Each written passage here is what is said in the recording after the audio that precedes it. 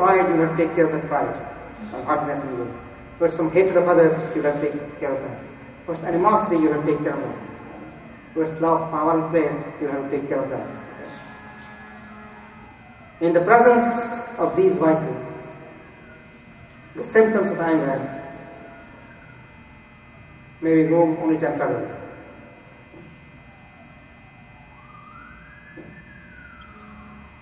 In other words, symptoms of anger are based on these vices: pride, haughtiness, love, power, love, praise, animosity, mockery, and so on and so forth. These are the bases. These are the reasons for that anger. Anger shows those symptoms. Now, if you want to remove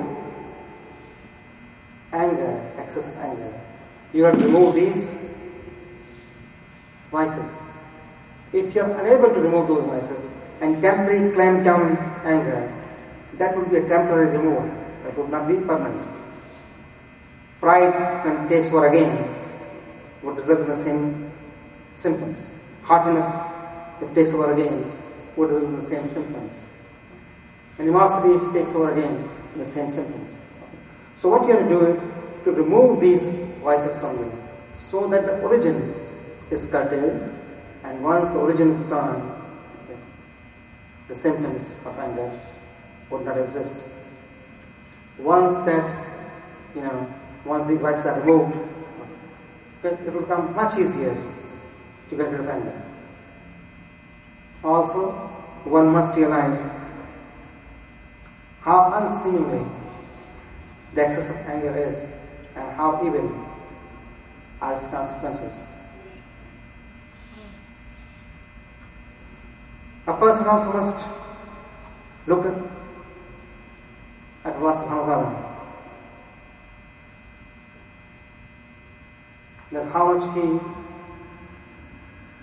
and His prophets alayhimussalam have showered the blessings on those who refrain from excessive anger. The Holy Prophet ﷺ said that Allah subhanahu wa ta'ala would not show anger on a person who was not angry at people in his life. In other words, if you are not angry at the creation, the Creator is not going to show anger to you. If you have not been angry at the creation, the Creator is not going to show anger at you. How great! Who wants to get the receiving end at the anger of Allah subhanahu wa ta'ala? Imam Bakr said,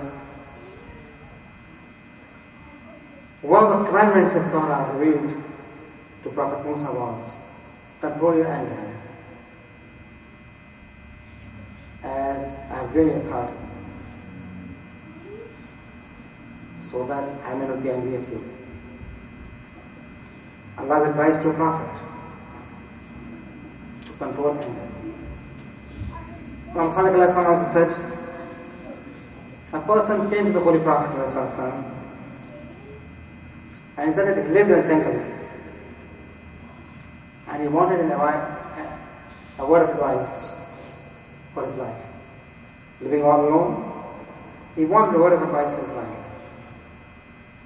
The great benefactor of humanity, Prophet said, never be angry.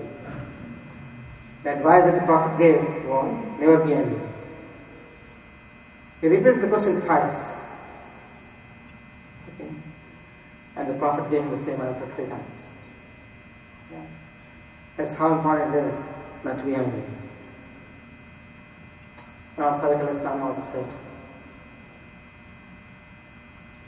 one who controls his anger, Allah covers up his shortcomings. Your weaknesses are controlled by Allah subhanahu wa ta'ala. If you control your anger.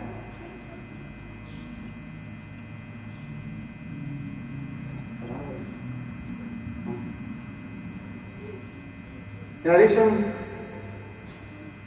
one must realize the omnipotence of Allah subhanahu wa ta'ala, the power of Allah subhanahu wa ta'ala, of the Creator, supreme power of Allah subhanahu wa ta'ala.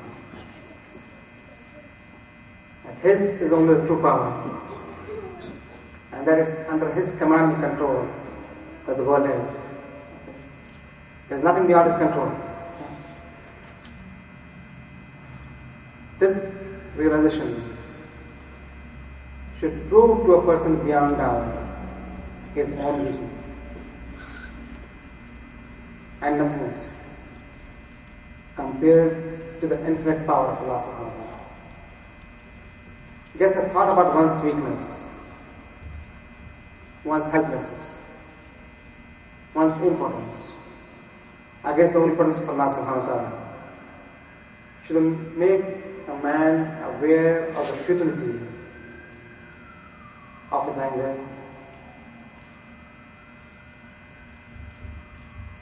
at someone who is weak, who is meek, who is fragile, and of Allah's anger at him, which probably is assured,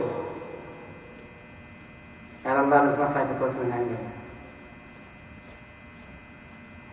At that point, one should say, A'udhu billahi minash shaitanir rajeem. This tells you, it's coming from tradition, it tells you that anger comes from shaitan. If a person is standing, he should sit down.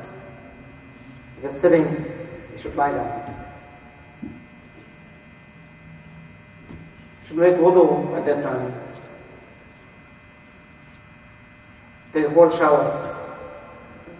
Anything that disassociates him from the situation so that anger is curtailed.